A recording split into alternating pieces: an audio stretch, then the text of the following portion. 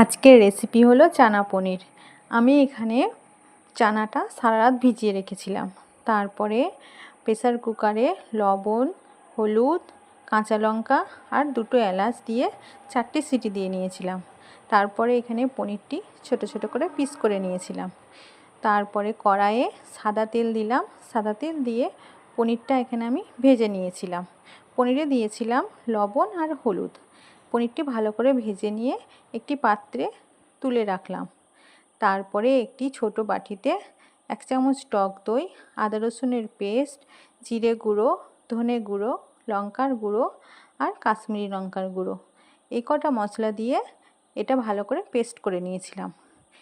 তারপরে কড়াইয়ে ওই তেলেতেই গোটা জিরে ফোড়ন দিলাম, পেঁয়াজ কুচি দিলাম, পেঁয়াজ কুচির সাথে দিলাম একটা কাঁচা লঙ্কা দিয়ে এবার পেঁয়াজটি আমি লাল করে নেব। পেঁয়াজটা যতক্ষণ না পর্যন্ত লাল হচ্ছে ততক্ষণ ভাজতে থাকবো। তারপরে দেবো মশলা, ওই মশলার মিশ্রণটি দিয়ে আবার কষাতে থাকবো। এবার মশলাটা আমাকে এখানে অনেকক্ষণ কষাতে হবে।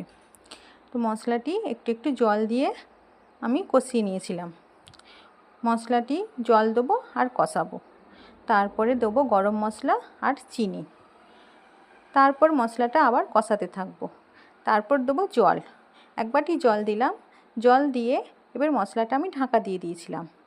মশলাটি ঢাকা দেওয়ার পর 10 মিনিট পর খুলে আবার নাড়িয়ে নিলাম।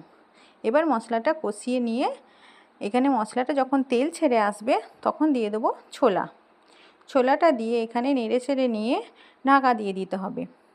এখানে 10 মিনিট পরে আমি খুলছি। খুব ভালো করে ফুটে গেলে একটু নেড়ে নিতে হবে। তারপরে জল শুকিয়ে এলে পনিরটা দিয়ে একটু নেড়ে ফুটিয়ে নিতে হবে। তারপর ধনেপাতা ছড়িয়ে দিলেই আমাদের রেডি হয়ে যাবে চানা পনির।